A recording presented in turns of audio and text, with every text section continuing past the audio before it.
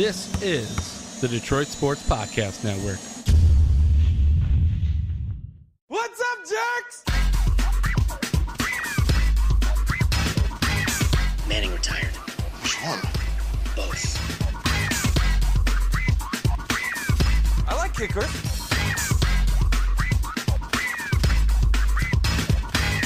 Put him on the board. Hausch Mazzoli. Got it. Championship. Hello, everyone, and welcome to another episode of The Fantasy Nerds, brought to you by the Fan Up Network on the Detroit Sports Podcast Network. As always, I am Jason Jarvie. Follow me on Twitter at Jarvie the King. And back again with me this week is my brother, Joel Jarvie. How's it going? It's going great, Jason. Thanks for having me back, man. I love having somebody to talk to. It's a lot easier when I'm not just sitting with a computer in front of me and talking for about an hour and a half. So it's definitely, 10 times easier. I don't know. You seem like the kind of guy that would like talking to himself. Oh, thanks a lot. We're finally into August. We're days away from the first non-real football game, the Hall of Fame game, Packers, Colts. Are you excited at all about this? Yeah, I gotta admit, I am excited. I went and looked today. I was like, what time is that going to be on? And 7 o'clock Sunday night, I am going to be there, and I will watch about 5 minutes of starters, and I'll probably watch more than that, unfortunately. Yeah, I'll probably tune in until it just completely gets boring. Maybe if there's some Olympic event that has my interest a little bit more, maybe if track and field is going. Or the equestrians. Yeah, or maybe is highlight an Olympic sport yet? I hope so. It should be. Well, anyways, we're into August. We're close to preseason. We're already well into training camp with tons of injuries. On a lighter note, I am starting to become an adult. I went to the dentist for the first time in 13 years. Congratulations, Jason. That's great, man. And it's amazing, and it's really crazy. I put it off for so long. I didn't really have too many issues with my mouth area, but good genes, man. Good genes. I go in there and I'm expecting them to tell me that my mouth is just rotted out. And I couldn't help but laugh because the doctor showed me my x-rays. She's like, usually, if there's a black spot, it means that there's a cavity. And as you can see, there's no cavities. And I had to laugh because I drink so much pop.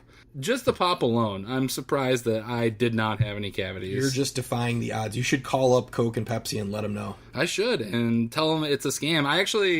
I told my wife that it's actually a scam, brushing your teeth, that the toothpaste is actually giving me cavities. So that's why I shouldn't brush my teeth. It's big toothpaste getting into your life. Well, I know you guys tuned in to hear about my dental history, but let's dive into some fantasy football news. And I think top of the list has to be Cowboys rookie running back Ezekiel Elliot tweaking his hamstring, and he's still sitting out of training camp. And I think the biggest question for all fantasy footballers is this going to affect his draft stock, and should this be something that we're going to worry about? So I'm going to go out on a limb here. I'm going to say no. I think Ezekiel Elliott, very much like Odell Beckham, is going to... the Cowboys realize how important he is to their success this year, and being safe and precautious... I don't think there's anything... Did I say precautious? Is that a word? It is a word now. It's out in the ether. Ugh. I think being safe and cautious is smart by the Cowboys, and I think as a fantasy football player, you should appreciate that and still draft him accordingly. Yeah, I don't think this hurts it at all, unless, we're another 2 weeks in and we're still talking about him not coming back. That would when you start to get worried, and you're really getting into fantasy football drafts, and because he's right now projected to go in the first round, but I think you should still draft him in the first round. Maybe wait a little bit on him just in case something does linger. And you brought up Odell Beckham. He had in the first week, he kind of got tangled up with a cornerback. And I don't think he didn't tweak anything. He just had some cuts on his leg. And, they're holding him out of practice. He's still working on the sidelines. I don't think Odell Beckham you should really worry about him. But I think another wide receiver on the Giants that we're going to have to look at is Victor Cruz. He missed pretty much all of last season. And everyone was really just wondering is, can he come back? Can he be the same Victor Cruz? There's reports out of practice that, he took a gigantic hit and he popped right back up. If Victor Cruz is, 100% healthy, how dangerous could this New York Giants offense be? Well, I mean, obviously, I think OBJ is he's going to be their main focus all the time. New York Giants historically love the run.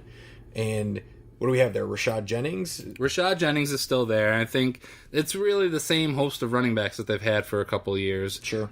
So, like the Rashad Jennings, the Andre Browns. But unless he gets hurt, it's going to be Rashad Jennings. Yeah, I think Victor Cruz is a name. So if you can get him late, then sure, take a flyer on him. I'm not going to take him to be a starter, and I'm not going to depend on him for anything. He could be like a nice surprise on my roster, but I don't know. I think a name like that, I think he goes sooner than you'd probably want to take him. Yeah, and that's probably what's going to happen. You're going to see people try to be the smartest guy in the room and he's going to be ranked lower, obviously, because he was out all of last year, and the concern was, can he be the same wide receiver that he was? Because, when he was healthy, he was a top 10, close to a top 5 wide receiver. And so I know people who want to play it safe and want to minimize risk are going to let him slide and let him fall to where he's supposed to be drafted in his average draft position. But for the adventurous people out there, the guys who want to take a risk, Victor Cruz is a name that you may want to look at, because Eli Manning passes the ball around, and Odell Beckham Jr. can't make those crazy one-handed catches all the time. They're going to have to throw a screen here or there, and I think Victor Cruz will be kind of the benefactor of that. Moving on to the Green Bay Packers, Eddie Lacy missed practice on Thursday due to an ankle injury. Now, this is a guy coming off of a pretty down season. He did come into camp a lot slimmer from what everyone's saying, and that had to excite some people. But have you seen those pictures, Jason? Have you seen those pictures? I have. Or which pictures are you talking about? The online shots of Eddie Lacy from last year, and then the Eddie Lacy after post off-season workouts. Have you seen those pictures? I haven't seen it before and after. Dude looks like a beast. A beast. And from what I didn't see the before and after. I did just see him at practice. And he did look a lot healthier, and he looked like he was ready to work. A lot better than last year. The dude last year looked like the Stay Puft Marshmallow Man. They wanted him to run. They really wanted him to do good. And I think they know Aaron Rodgers is awesome, but Eddie Lacy, he can make that offense go. Yeah, I think he might have been one of the biggest losses, maybe even bigger than Jordy Nelson, because you lose a great wide receiver in Jordy Nelson, but with Eddie Lacy not performing up to the level that he can, he would give you over 1,100 yards. He was even a factor in the passing game. Without him, people could key in on the wide receivers. And when you didn't have your all-star in Jordy Nelson, it just showed the deficiencies that Randall Cobb had. Yep. And Devontae Adams isn't truly that number 3, and he was definitely not a number 2 last year. I had really high hopes for Devontae Adams last year. So did I. I think everyone had high hopes for Eddie Lacy as well. Yeah. That's why this ankle injury is concerning, because ankles always seem to linger. And I might be a little cautious now taking Eddie Lacy in draft. I might let him fall a little bit longer than his ADP says. Maybe if he's in the bottom part of the first round or early second round, I might wait until late in the second round. I'll let somebody else take him before I, risk drafting him on my team. Yeah, I think it's definitely a situation to monitor. And also on the Green Bay Packers, that number 3 wide receivers position it's truly up for grabs.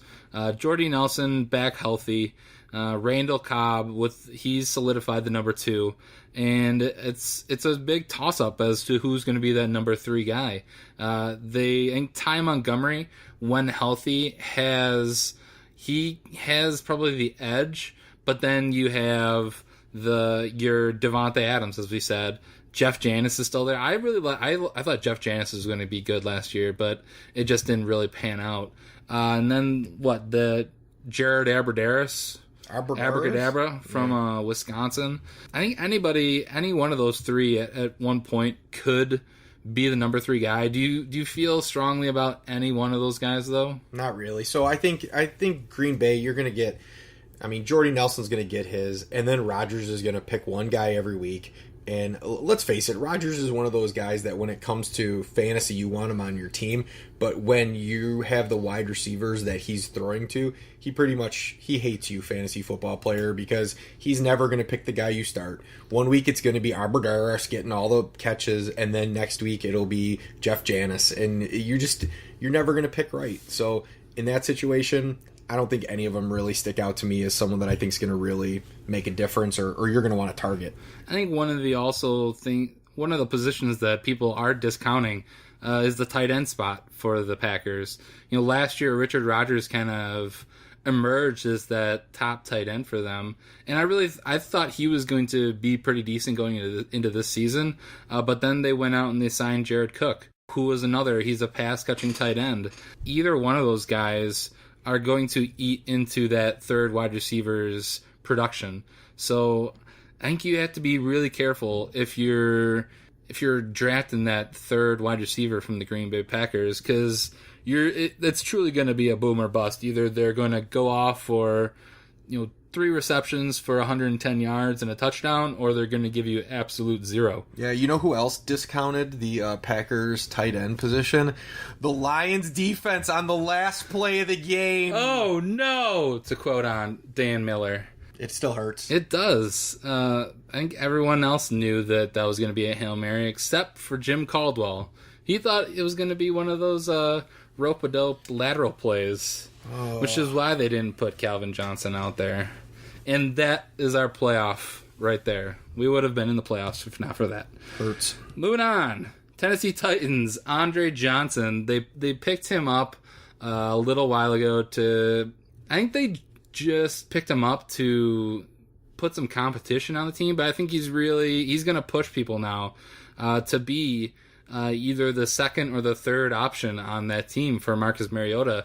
And, I think he brings the veteran leadership to not only help the young guys there, like a Dorial Green Beckham, who he's a ton of raw talent, and he will be the number 1 option there at some point. But he's also going to help Marcus Mariota because he's going to be that dependable wide receiver option that if you need 5 or 6 yards, that you can throw it to Andre Johnson and know that he can catch the ball. Do you think does he have any value on that team for fantasy players? So let me ask you this question, Jason. In response to your question, you said that you think Andre Johnson's going to push people to really emerge who's going to emerge as a second and third wide receiver option in Tennessee. Who did he push last year on the Colts to? Nobody. And I know it's not the same situation because the Colts were a mess with no Andrew Luck, and that was a mess last year with who was going to throw the ball. So I know it's different with Mariota and stuff like that. I kind of feel like if Andre Johnson had stuff left in the tank and was really going to be that difference maker, fantasy wise, I don't think he would be changing teams as much as he is. So, I mean, as far as if I was a Titans fan, I would be pumped to have Andre Johnson on the team because I think you get a quality guy like that, a quality individual, a quality teammate. That's always good for your team.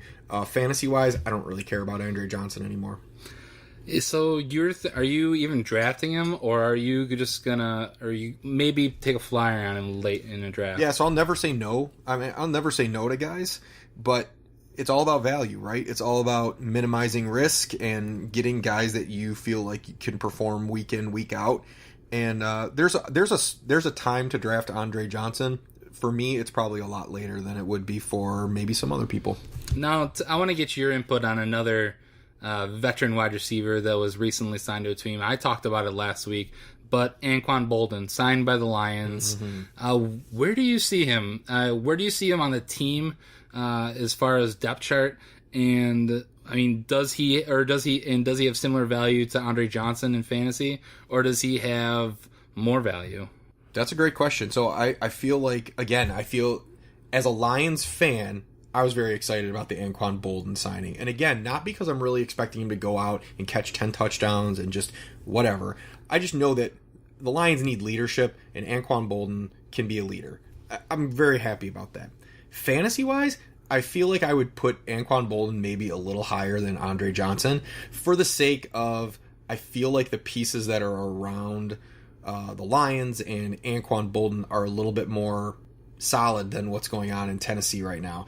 I mean, do you really feel like Mariota is that much better of a quarterback than Stafford when it comes to fantasy? Not at this point. I think Stafford is still, I mean, I hate to say it, but he's still light years ahead of Marcus Mariota. Mariota can have a good game here and there, but just a pure fantasy production player, Matt Stafford is still the better quarterback. Yeah, and remember, that's what you got to be doing right now. You have to separate the fan from the fantasy football manager because they're two very different things. So, that being said, I like Bolden. I think it's a good signing, and I wouldn't mind taking a flyer on him. Again, late, but he's solid. And I would go as far to say that, like you said, it's a little bit more solid around Anquan Boldin. You have Golden Tate, you have Marvin Jones still there. But I'd also say that the run game in Tennessee is a little bit more stacked for them. Sure. You have DeMarco Murray, Derrick Henry. They're seemingly committed to running the ball, whether it's with a running back or whether it's with Mariota, if he can stay healthy. We have no indication the Lions are going to do that. I mean, we hope that Amir Abdullah can be a good running back, but their bread and butter is always going to be with the passing game. Yeah. So just by default, you would think that Anquan Boldin has a better statistical season than an Andre Johnson. That Tennessee running situation is really interesting, right? Because you've got DeMarco Murray, you've got Derrick Henry. I remember on draft night seeing Derrick Henry there and thinking, well, we know that Tennessee's not going to take Derrick Henry. He's got DeMarco Murray. And then they went ahead and took him. Not only that, but I really like, and I'm not going to say it's my bold prediction for the week, but a mini bold prediction. I really like Antonio Andrews as a running back. And in that system, I feel like if anything happens to DeMarco or to Derrick Henry, Antonio Andrews could have a really good season. Definitely. I mean, we saw that last year, is that he was able to step in and be the guy. But he's no Bishop Sankey. No Bishop Stanky. Ugh, but that guy. He will be used. And that really is, I think it's going to be a running back by committee, unless one of those guys really pulls away in preseason. Sticking with running backs, Washington Redskins, Matt Jones, a guy who has a lot to prove this year. They're saying that he was held out of practice on Thursday, but it just kind of appears to be a precautionary move. Also, Josh Doxson, their rookie wide receiver that they went out and got, he's with his Achilles injury, he's likely going to miss around 2 weeks. For either of those guys, does it affect your draft value for them? I mean, for me, I think Matt Jones, it's clearly just a precautionary role, and I think it doesn't really affect where I want to draft him. But for Josh Doxson, already seeing him hurt, it does worry me. And he even admits to himself that he's the number 3 guy on the team behind Deshaun Jackson and Pierre Garçon. So that worries me. I know Kirk Cousins is a good quarterback, and he's going to spread the ball around, and he definitely has the incentive playing under the franchise tag this year. But they still have Jamison Crowder there too, who's another respectable wide receiver who will be able to catch the ball.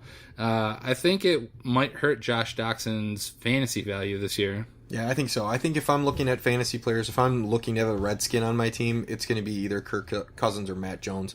I like Matt Jones as a number 2 wide receiver. I had him on my team briefly last year, and he was solid. He was one of those guys that frustrates you, though. You expect a big game out of him, and nothing came out of it.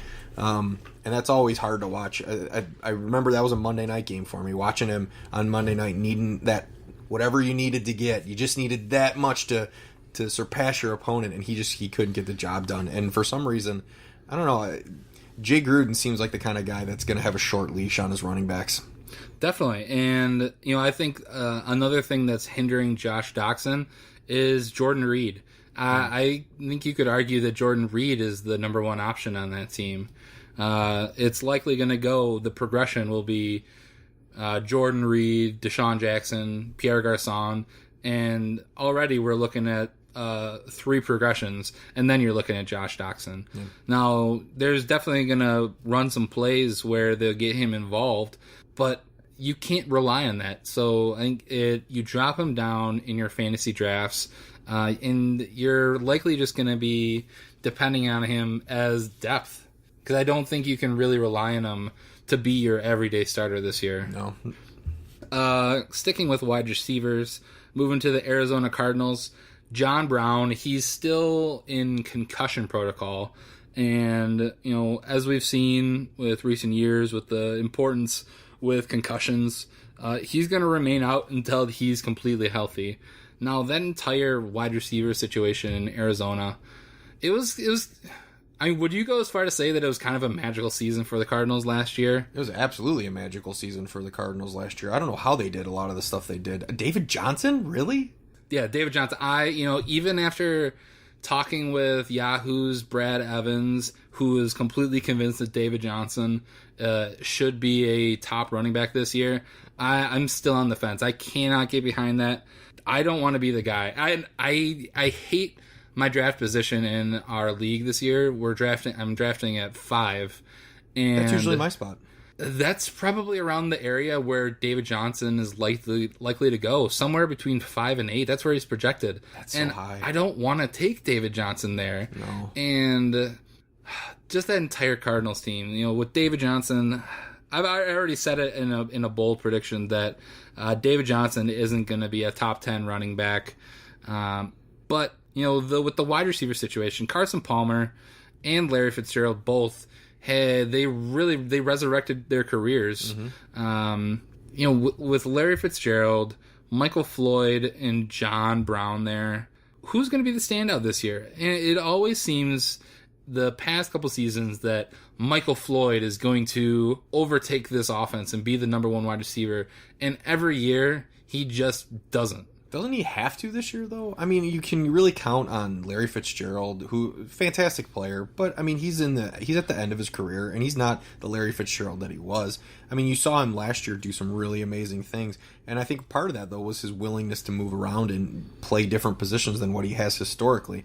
I think Michael Floyd's got to be the guy if they're going to be competitive and have another magical season. I don't know. I kind of lean towards John Brown. I think he's the underrated wide receiver on their team. So fast. Michael Floyd, he's going to get his play, and he's going to have his games. But I still think until these guys wear down, particularly Larry Fitzgerald, I think the offense is really going to run through the route running catches from Larry Fitzgerald and the deep throws for John Brown. And Michael Floyd will just kind of fit in there. He really hasn't... For me, he hasn't wowed me.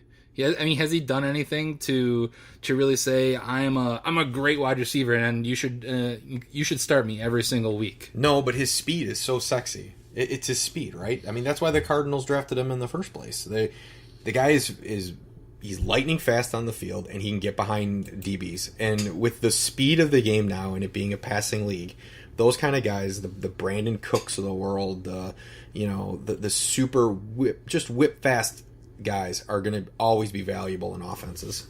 Lions, we move on to our favorite team.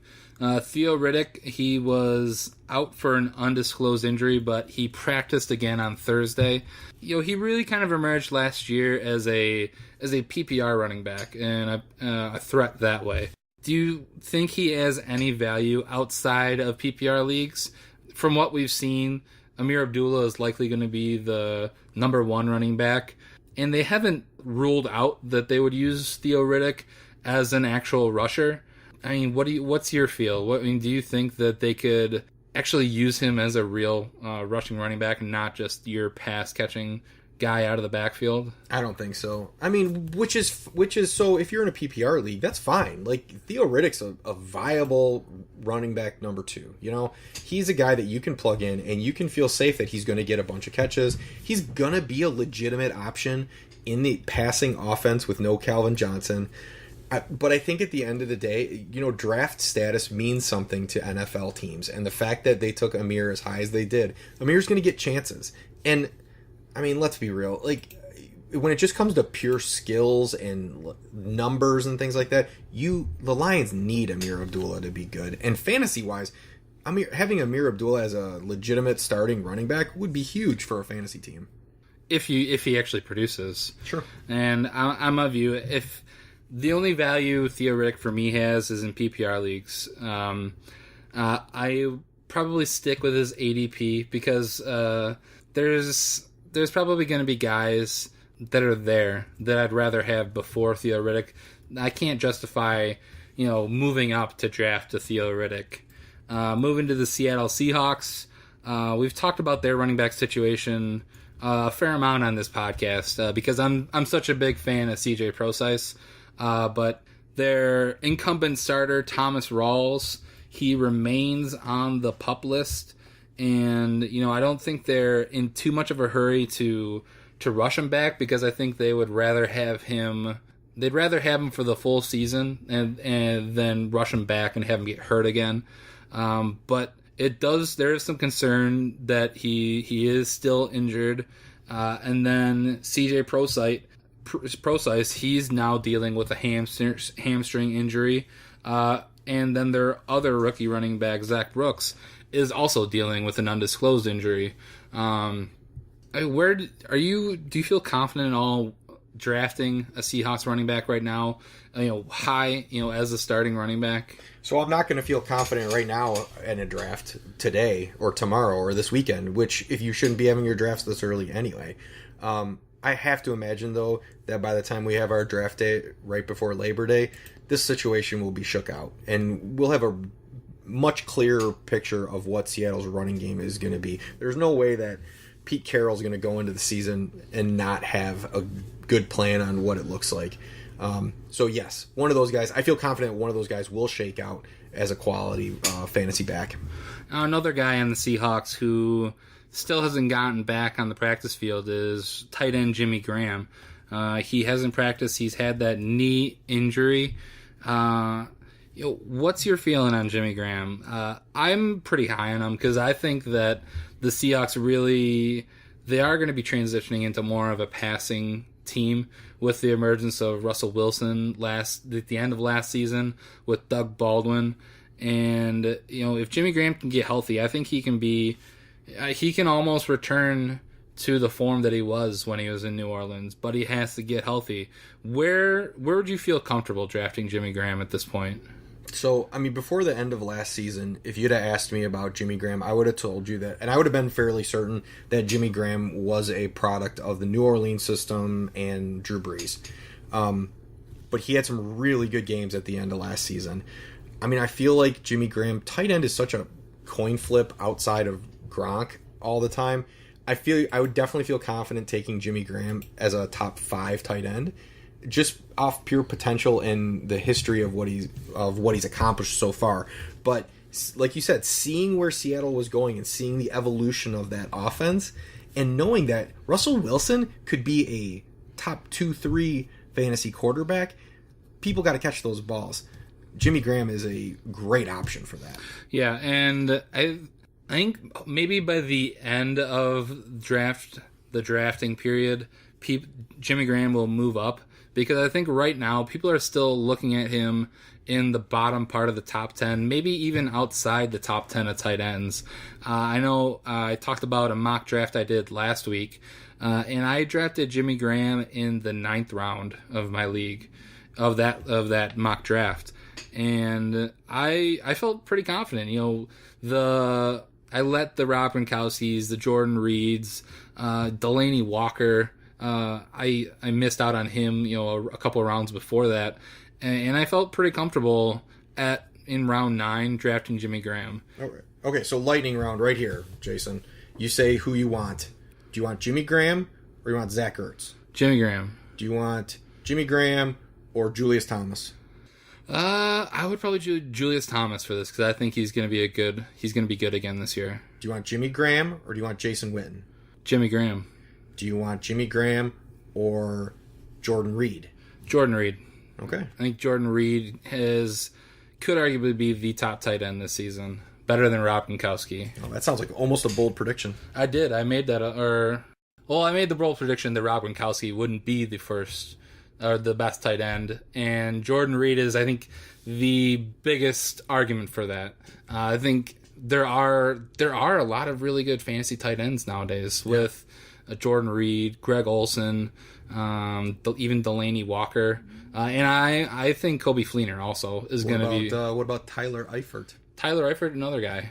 And all he does is catch touchdowns. I might even mention another tight end in my King's Decree this week. All right. Who knows? Can't wait.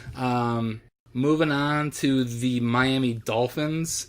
Who would you say the starting running back is there right now? Oh, it's gotta be Arian Foster. And that's all reports coming out of there is that he's, to quote Armando Salguero from the Miami Herald, Foster is head and shoulders the best running back on the Dolphins based on what he's showing in practice. Now, that's not that far. It's not that crazy because his competition is Jay Ajayi and a rookie in Kenyon Drake. Yeah. We know that Arian Foster is a good running back, but the question isn't if he's a good running back. The question is how long is it going to be until he misses a significant amount of time.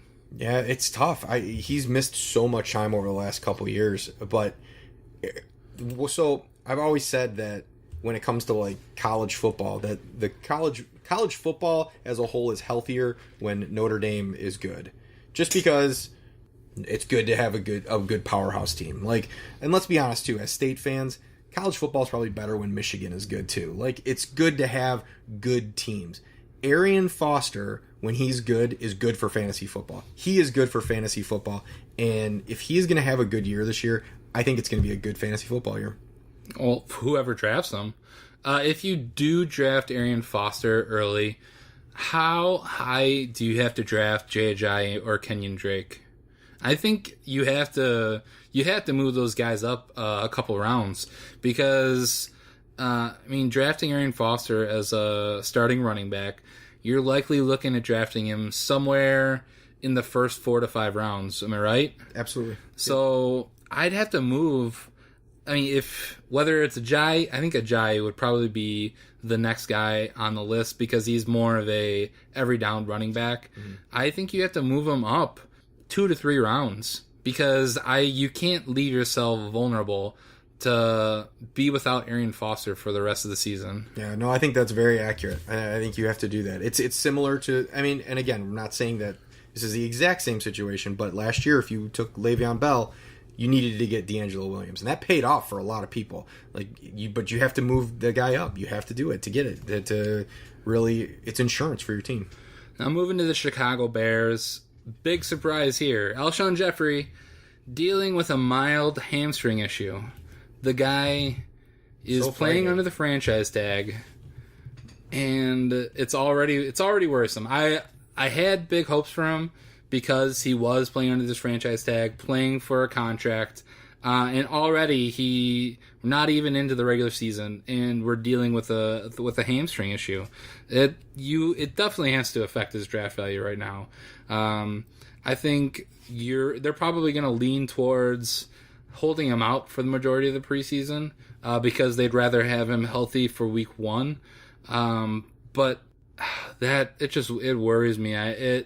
You gotta be a little worried taking Alshon Jeffrey in your draft now. For sure. And all that has nothing even to say that Jay Cutler is the hottest of hot garbage.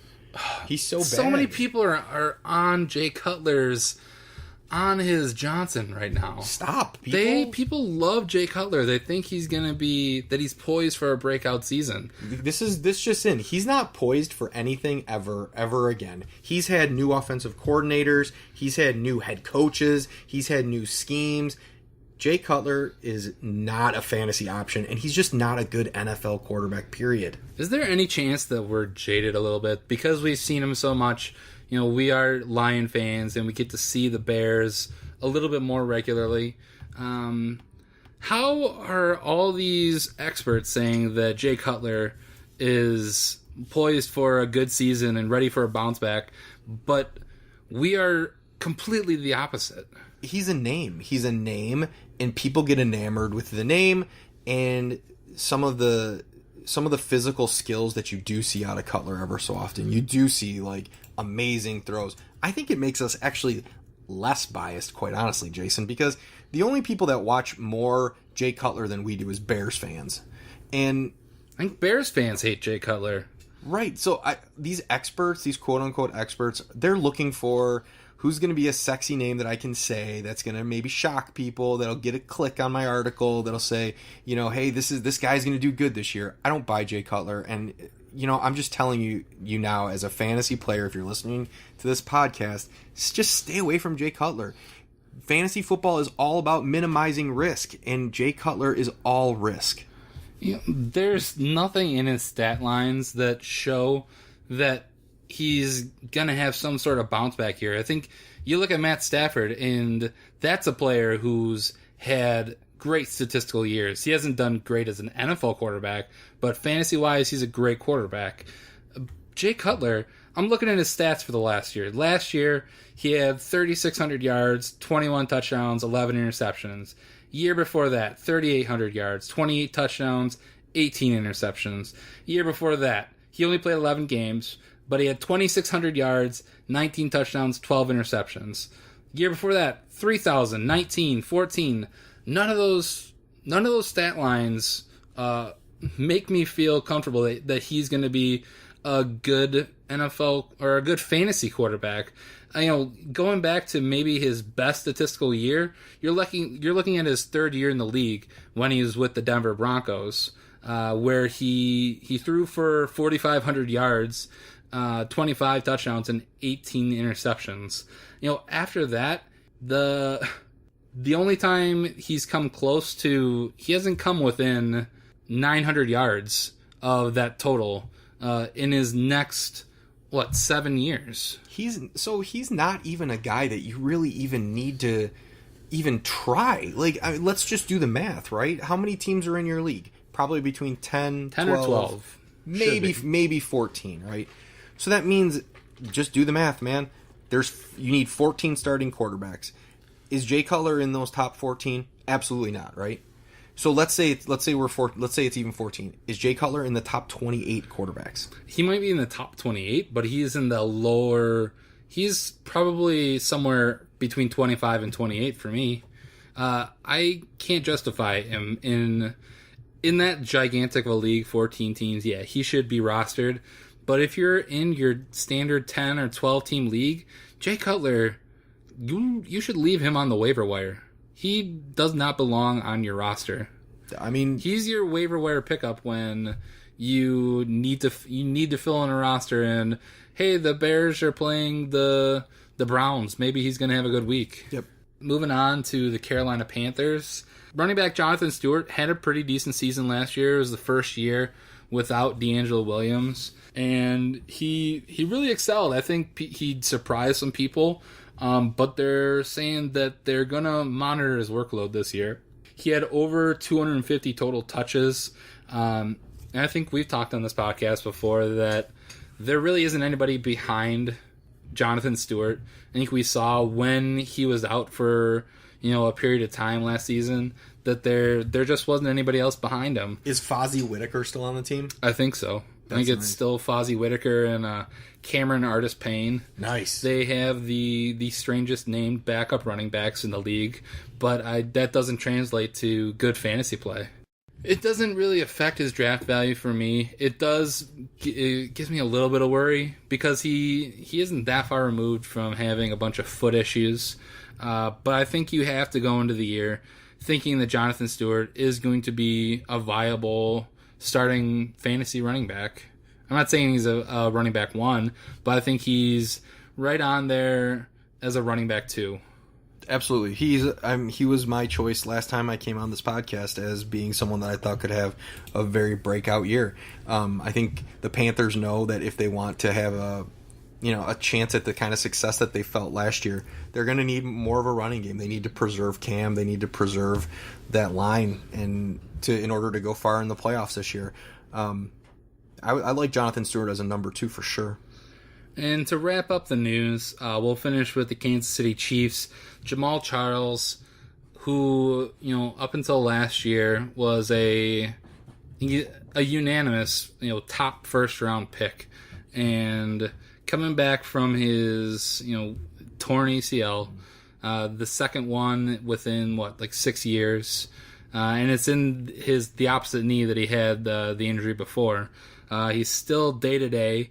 And I know that they're shooting to have him back for week 1, but he drops down in drafts for me because they have Spencer Ware and Sharkandrick West there who were viable backups for him when he was hurt last year. Jamal Charles, I think he still has a good couple years, but you're definitely taking on some risk. Now because he's another year older. I think you don't really have to worry about the knee that he had hurt before, but I think you are going to have to worry about this coming back from this new knee, and he has a ton more wear just all over. Can he be a top fantasy running back again?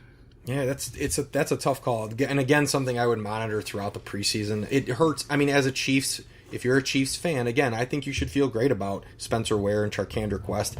I have a little soft spot in my heart for Charkandrick West too. I think he's got a lot of skill, and I think that he could be the kind of the successor to Jamal Charles when Jamal finally calls it a career. I like Jamal Charles still, though, this year. I think he's somebody you can take a little later, a little lower, and possibly get, top 10 fantasy production out of the guy. Would you draft Jamal Charles in the first round in any league, really? Probably not. Even what if you are in like a 12 or 14 team league? At that point, would you look at Jamal Charles? Yeah, I think at that point. I think at a 12, 14 team league, you could consider him in the first round. Yeah, I think you would probably have to look in those bigger leagues for Jamal Charles, just because I think there's going to be a bunch of wide receivers taken in the first round this year, and I think you're just going to see people wait on Jamal Charles.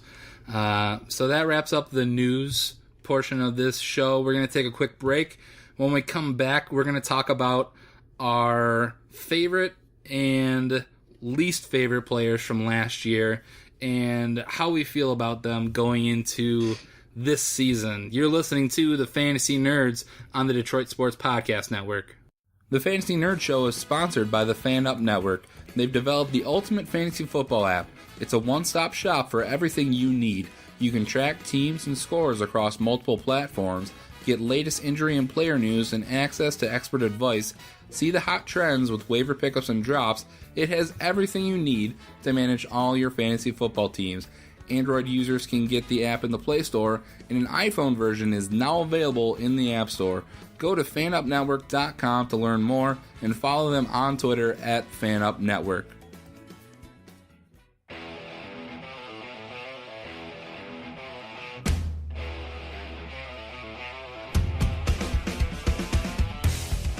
Welcome back to the Fantasy Nerds. Big thanks to the Fan Up Network for sponsoring the show, and a big thanks to my brother Joel for coming on the podcast, making it a ton easier to go an hour with you guys and talk fantasy football. Always a pleasure to be here.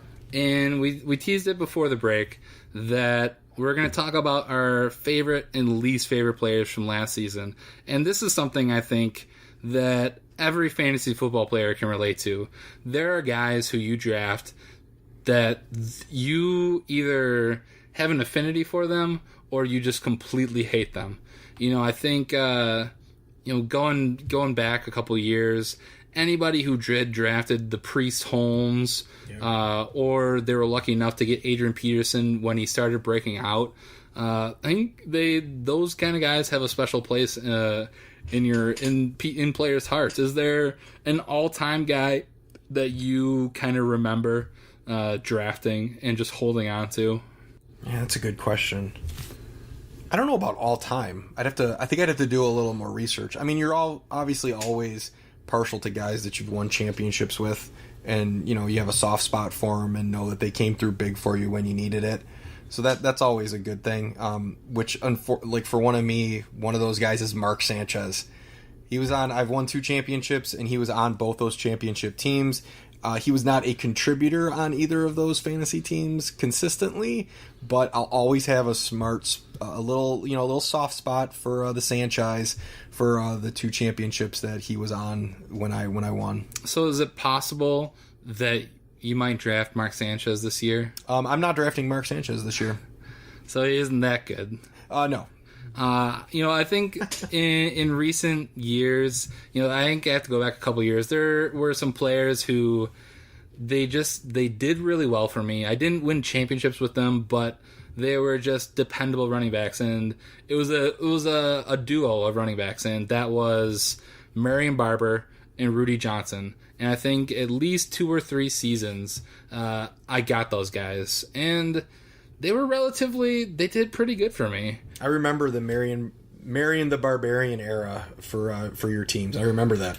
And I wish they could have brought me a championship, but I got my championship last year, and it definitely helped that I had Devontae Freeman and Todd Gurley, which those are 2 way better running backs than Marion Barber and Rudy Johnson.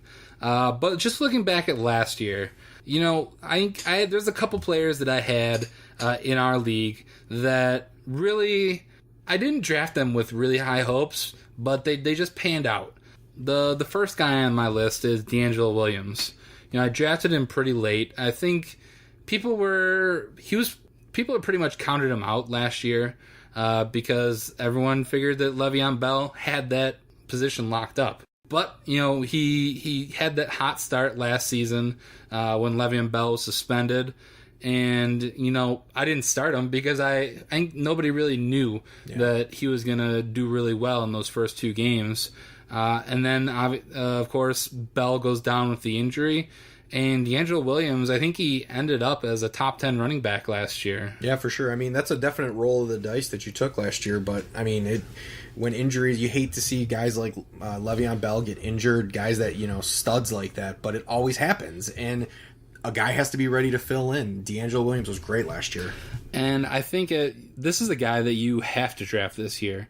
If you're spending a high draft pick on Le'Veon Bell, even though it's uncertain yet if he's going to serve a suspension, whether it's for 4 games, whether it's 2 games, or whether he just completely plays the entire year.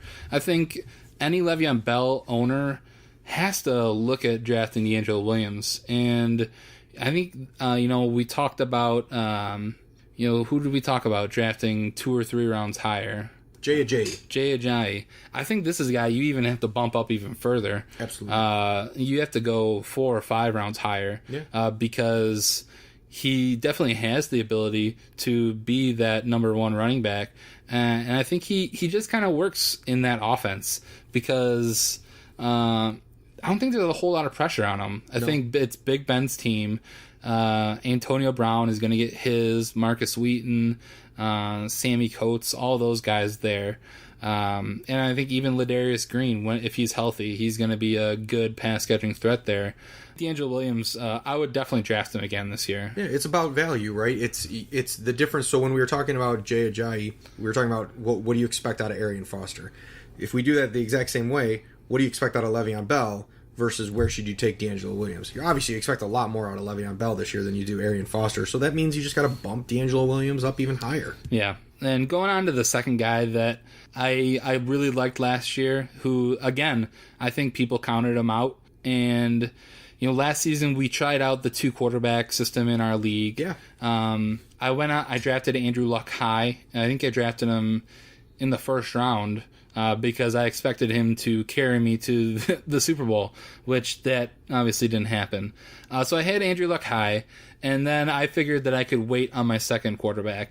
And my second quarterback, I took a risk on rookie quarterback Jameis Winston, who this isn't who I'm talking about. So, and I figured I wanted to get one more quarterback for bye week purposes, and he slid so far down. I was like, what's the there's no risk here. That happens every year, right? Like, there's always somebody in the draft that you're watching and you just see him fall and fall and fall, and you're like, what don't I know that everybody else knows? But you don't want to say anything about it at the draft because you don't want people to know that you're thinking about it, because maybe there is something, and you don't want to seem like either the stupid guy or tip your hand. Right. So as my backup quarterback, is at least like the 13th or 14th round, maybe even lower, I drafted Carson Palmer. Oh, yeah, and that guy. Carson Palmer I think he finished in our league as the number 6 quarterback overall.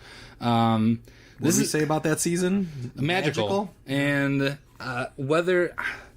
I think he still at least has at least one more season. I think the Cardinals are built for this year. So I would I'm not drafting... You're not going to get him as low as I got him last year. But I don't think you should draft him as high. I think he's a top 10 quarterback. So you're probably drafting him in closer to the middle parts of your draft. So let's go on a little tangent right now. What did you think of a two quarterback starting system? What did you think of that from last season? I wasn't a huge fan of it. It really kind of hurt the trade market, I think. I think that was the most interesting side effect of the 2 quarterback system, was that it really stymied trades last year. It made it very difficult to make trades. I think with all the injuries that we saw last season, we saw big quarterbacks go down. You saw Andrew Luck, Joe Flacco. The Washington quarterback situation was up in the air until Kirk Cousins took a stranglehold on it. So quarterbacks really were at a premium. And even though we're in a 10-team league, if everybody rosters 3 quarterbacks, that's essentially the entire pool of quarterbacks. So it was such an issue of trying to find a quarterback. If somebody got hurt or you had bye week injury, it was almost impossible to find somebody on the waiver wire. Yeah, it screwed with things. Guys were not willing to part with good quarterbacks or even halfway good quarterbacks because it made such a difference. But another thing that's interesting, and I want to fact check this, but I'm almost positive that we had more trades on like the trade deadline day than we've ever had in our many years of playing fantasy football. Right, but I mean, all those trades were probably started by the people who actually want to trade. Sure. So I mean, 2 quarterback systems. I'm not a fan of it. And part of it is because I just think it does take away from being able to pick up a quarterback. Running backs, wide receivers, there's always going to be those players. I think when you run into situations where you can't pick up a player, that hurts the game. Absolutely. I agree. I was interested to hear your opinion. I agree, too. I wasn't a huge fan of it. I didn't think it was the worst thing in the world, but I'm glad that we're moving back to a 1 quarterback system this year. Yeah, me too. So what were your favorite players from last year? So I think last time I was on the podcast, I believe I said that I have a deep affinity for Allen Robinson. I really he was on my team last year. I drafted him, and maybe it's me being out of touch, but I didn't draft him with ideas that he would be the best wide receiver on my team. And I think hands down last year he was easily the most solid wide receiver on my team.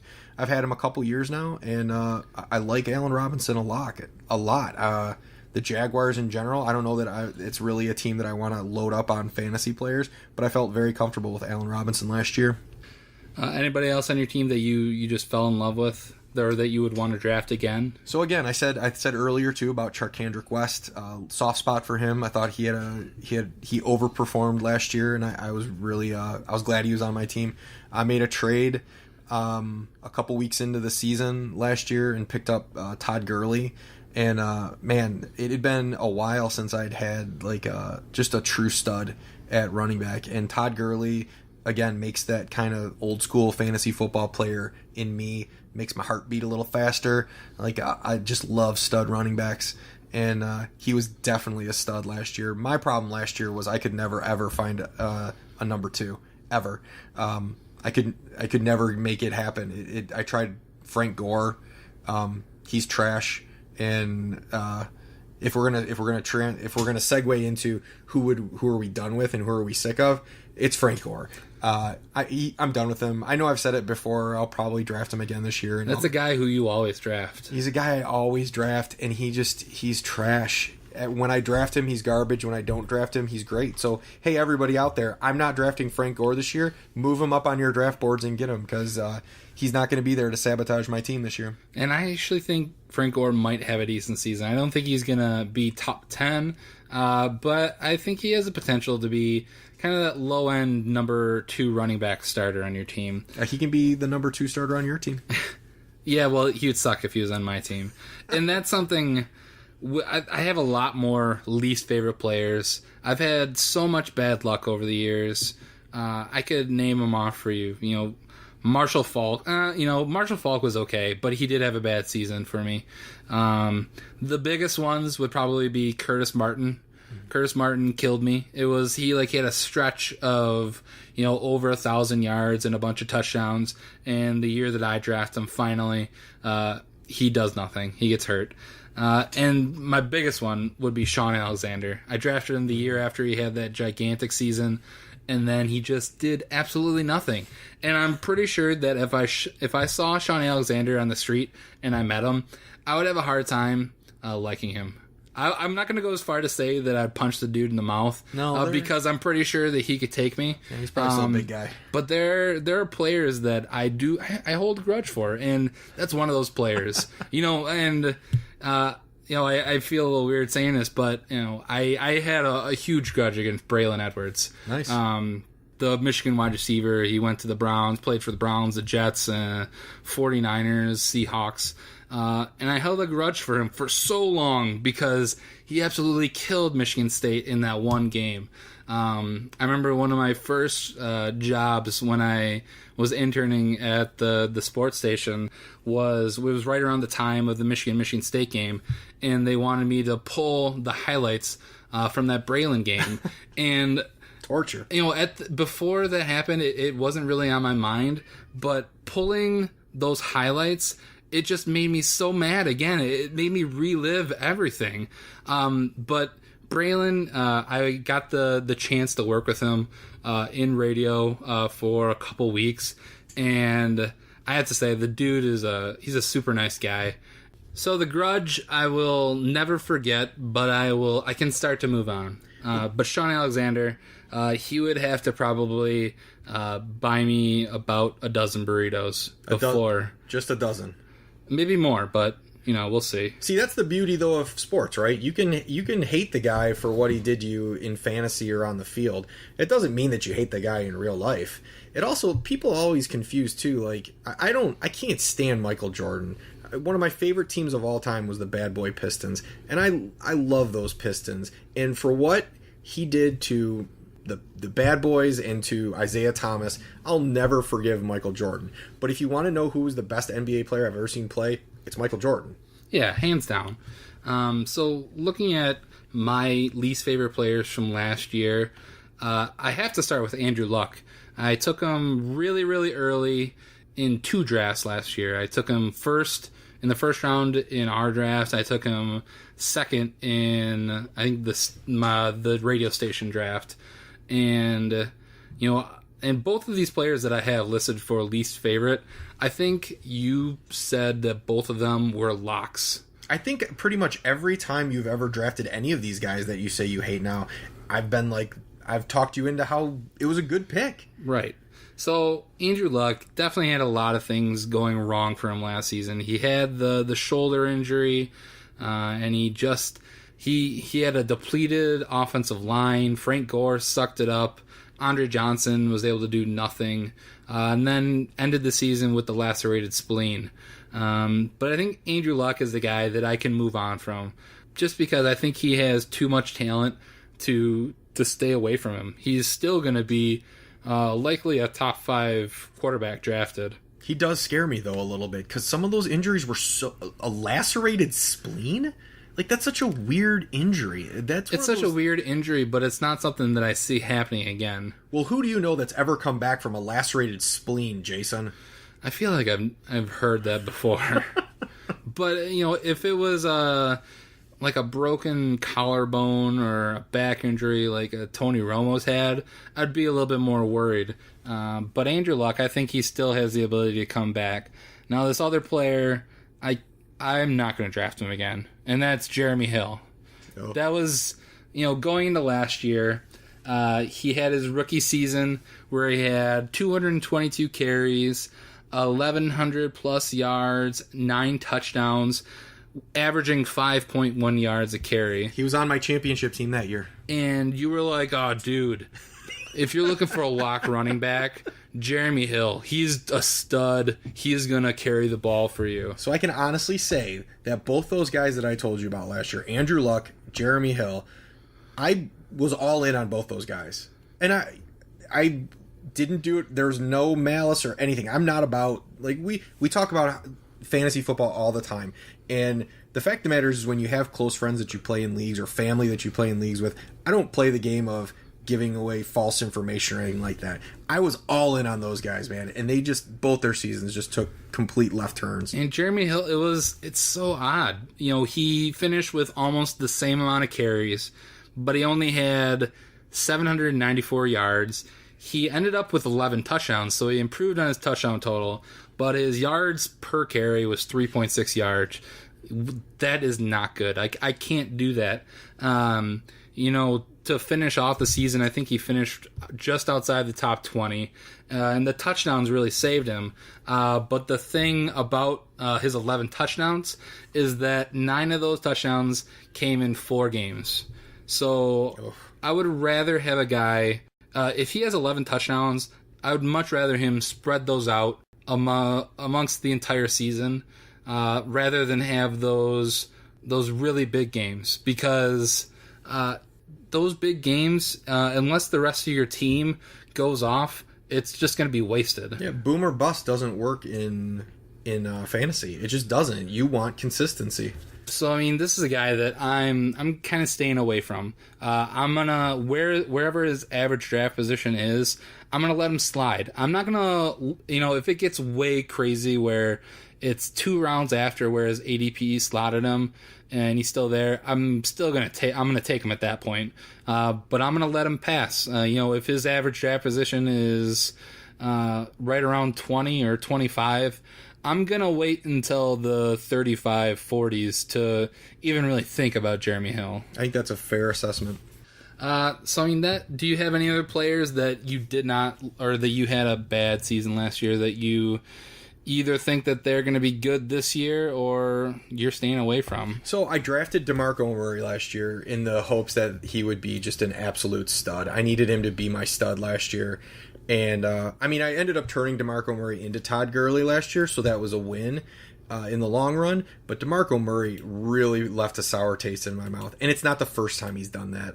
I've drafted him in the past and have him go south. He's very, very quickly turning into Frank Gore 2.0 for me. So know this, fantasy land. I am not drafting DeMarco Murray this year, so he is good to draft, and he's going to be fire all year. And surprisingly enough, I do like DeMarco Murray. I'm not drafting him as my first running back, but I think the change of scenery is going to help him.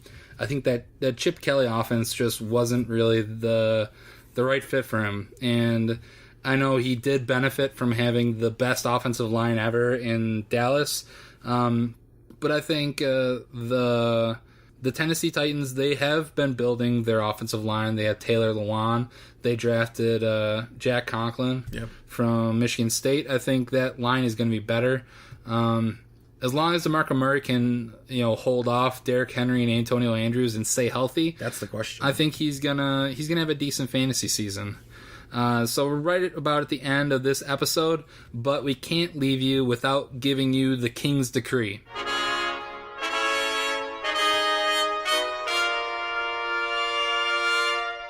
So every week I give you a bold prediction Whether it's right or wrong, we'll check back at the end of the season. So this week, I gotta go. I teased it earlier in the episode that I would give you a tight end who I thought might finish in the top 10 this year. And you can say that I'm drinking the Kool-Aid or eating the cornbread because I'm a Detroit Lion fan. But my King's Decree this week is that Eric Ebron is going to finish in the top 10 for tight ends this year. Okay. So I think this isn't a really gigantic bold prediction, but I think especially for Lions fans, because they are completely sour on the guy. But just let's look at him right now. Last season, he finished 13th overall in fantasy scoring. He had 47 receptions, 537 yards, and 5 touchdowns for a total of 76 points. This is ESPN scoring. The number 10 tight end was Zach Ertz. He had 75 receptions, 853 yards, and only 2 touchdowns for 89 points. So, it's 13 more points than Ebron. So he's really only about a point per game off of reaching that number 10 spot. Now, the biggest reason I think that he's going to be a better tight end this year is just out of necessity. The Detroit Lions, with no Calvin Johnson this year, there's going to be a ton of balls out there for him to catch. Marvin Jones is definitely going to eat into a little bit of that, and Golden Tate is going to get his touches, but there's so much expectation for Eric Ebron. They drafted him 10th overall, and I think us as Lion fans, we went a little crazy his first season. We saw the Joe Lombardi come in to be the offensive coordinator, and we immediately think that he's going to bring the New Orleans offense and bring it to Detroit, and Eric Ebron is just going to be the next Jimmy Graham. And I think it's too high of an expectation, and that's kind of the Lions' fault for drafting him so high, especially when you see Odell Beckham a couple picks later do what he did. And it's still arguable if Odell Beckham would have been OBJ here in Detroit, but we can only deal with Eric Ebron. So I think just out of necessity, Ebron is a guy who, if the Lions are going to succeed, that he has to be better. So I think he's going to get somewhere between 50 and 70 catches. And if you look at how many targets he actually got, aside from Ladarius Green and Zach Miller, who were both beneath him in the final rankings, he had the least amount of targets, tight ends, in the top 20. So I think just for that, I think if his targets increase to somewhere around 100 targets, that's going to mean more catches for him. So I think people will be surprised if they draft him. Maybe they draft him as a backup tight end. So I think he's going to surprise some people, and that's why I think he's going to finish in the top 10, and that is my King's Decree.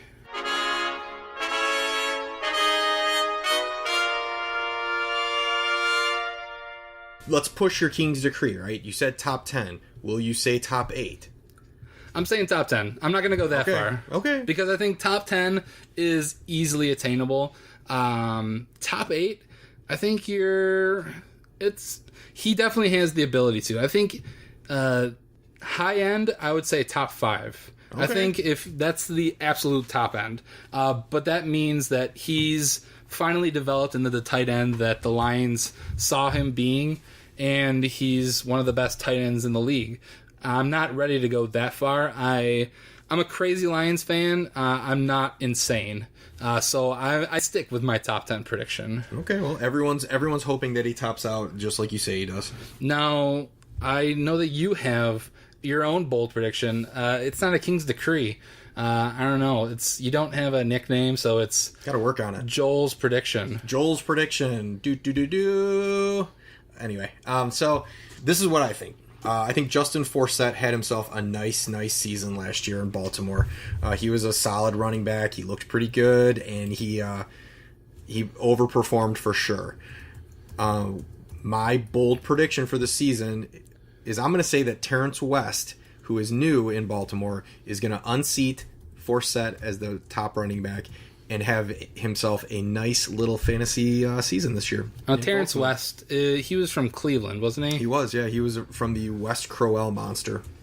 So what is there anything that leads you to believe that West is going to unseat Forsett? So I'm seeing reports coming out of Baltimore right now. In fact, in a report today that they have not listed who is their starting running back yet, which in and of itself is not, anything really surprising. NFL head coaches mess with their depth charts throughout preseason all the time, so it's not that shocking or anything like that. I just liked West as a running back, and I feel like Forsett is primed to be unseated.